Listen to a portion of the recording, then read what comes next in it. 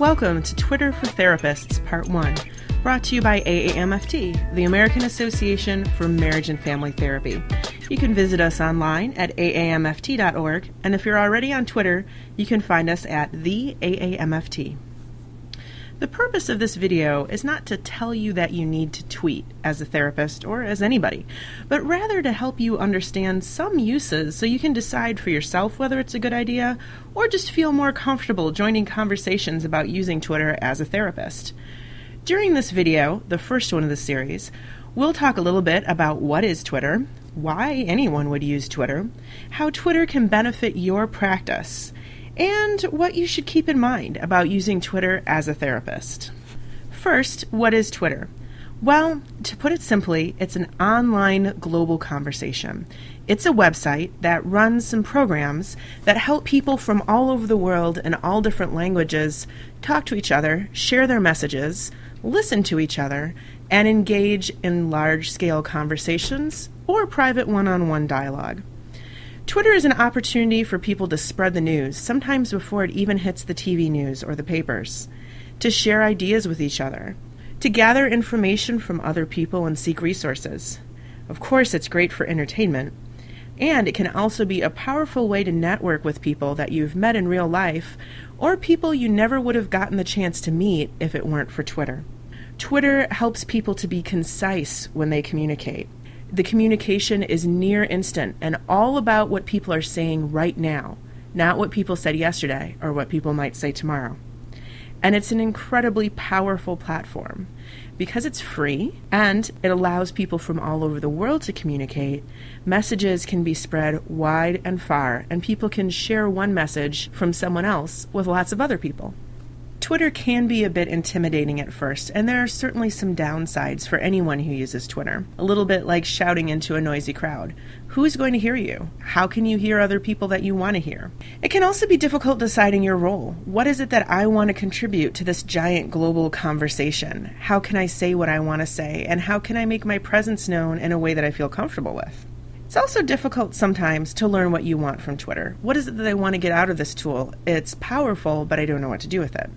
It can be intimidating to build your audience. If you've tried Twitter before, you might think, nobody's following me, so nobody's listening. Why am I even here, and how do I build an audience? And, as some folks can tell you, it can be challenging to manage your time. While marketing professionals will often say that you really only need to spend 15 or 20 minutes a day on Twitter to do a good job with marketing, especially if you're by yourself or in a small practice, many people will end up spending a lot more time than that on Twitter. However, by learning how to filter through the noise, it quickly becomes manageable. Learning how to tune in on the voices you're most interested in hearing, how to filter through and not worry about catching every message, and coming to decide what you want to contribute can make it all a lot easier. And so can using the right software. So with all of this going on, why would a therapist use Twitter?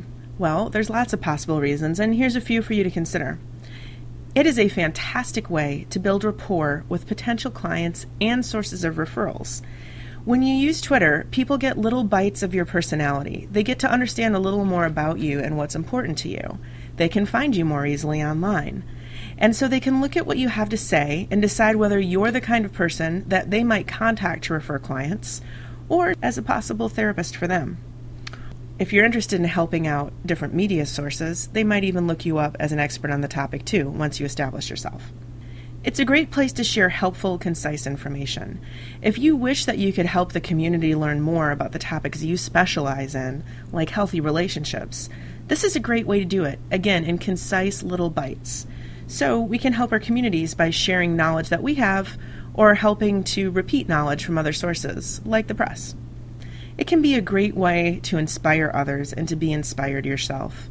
Sharing short messages with the public can be a great way to help them feel invigorated or energized, or to spread messages of support to the types of communities that you like to work with. Following the Twitters of people that maybe are in your demographic or area of specialization can also help you feel inspired and maybe a little less professionally isolated too. It's a fantastic way of doing professional networking, especially if you work or live in an area where you don't get to see very many therapists like yourself on a regular basis. While it's not the same as a consultation group and certainly can't take the place of face-to-face meetings, there's the opportunity to find other people who do work like you do and have a personality that you want to get to know and do some professional networking. Maybe you can even meet in person at an upcoming AAMFT annual conference or another event. Twitter can be used to gather information. If enough people are following your tweets, you can ask a question to the general public. Do you like this logo better or this other one? What's a topic that you would want to attend a workshop on? What's your favorite book for such and such a topic? Gathering this sorts of information can be useful. You can also see who else is asking those questions already and see what other people have answered. And of course, Twitter's excellent for promoting your own services. Once people are listening to what you have to say, and you've established yourself as having the kind of personality that people want to listen to, with the skills and the knowledge to back it up, people will start to gravitate to you for your services, and you can be more direct once in a while about what you have to offer and projects that you have going on. Twitter is more about a conversation than it is about advertising. With all of these possibilities, how can Twitter benefit your practice right away? Well, like I mentioned, it's an opportunity for you to share your personality. People oftentimes want to know that a therapist is someone they feel comfortable with, that seems to have the knowledge and skills and background that they're looking for, and who takes an active interest in the kind of topics they might want to work on, like their relationship. So the opportunity to share your personality with people who are reading the tweets or the messages that you send out can be really useful. It's an opportunity for you to demonstrate your knowledge. We all went to school for a long time to be able to do the work we did, and most of us have a lot of excellent experience as well. Having the opportunity to demonstrate or share your knowledge with other people can be very fulfilling for you and helpful for them.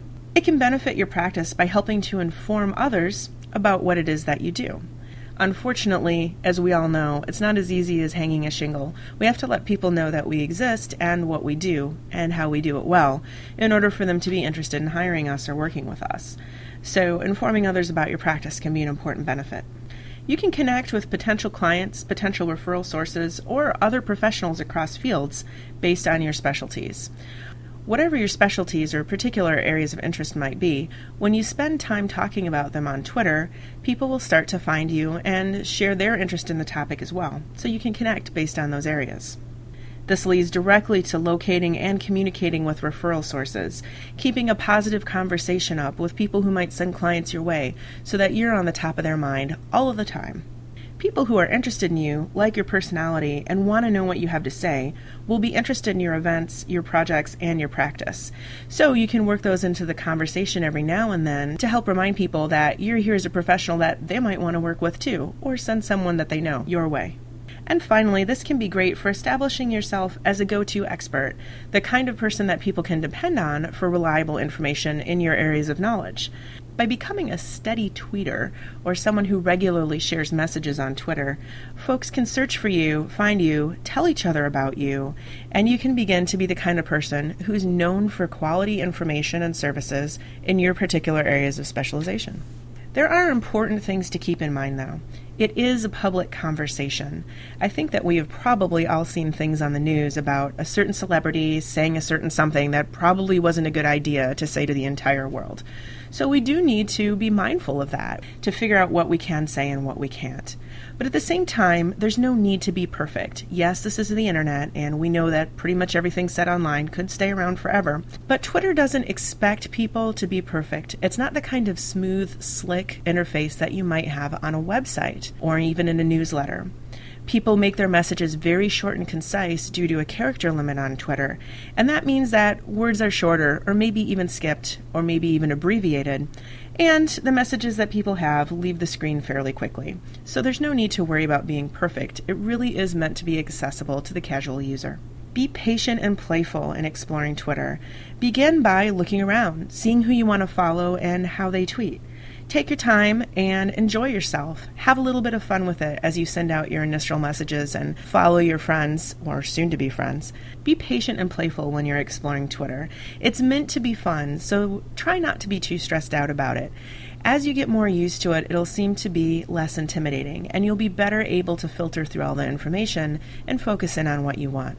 Look and see the way other people tweet and what you like or don't like about it, and then emulate those things in yourself. Find information that you like sharing and have fun sharing it with people and eventually getting their responses and talking back and forth, either privately or publicly through Twitter. But be careful to monitor your time. One helpful way to do that and help organize all the information coming in and out is to use different kind of applications or programs that help streamline the process. Going into detail about how to use these or how exactly to tweet is beyond this first video, but don't worry, this is just the first one in a series. Just know that there are programs out there that are free or low cost that can help you to organize your tweets a little bit better and make it easier to just follow the information you're most interested in. And finally, don't forget to follow your legal and ethical guidelines. It is a public conversation, so anything that you shouldn't be saying out loud to everybody shouldn't be said on Twitter. One important benefit of being a member of AAMFT is that you can call us to consult on things like Twitter when it pertains to your professional practice and get good information about legal and ethical guidelines. We hope that this information was helpful to you and that it gave you enough background that you can feel comfortable talking about Twitter with others and maybe even decide for yourself if this is something that you might want to learn more about.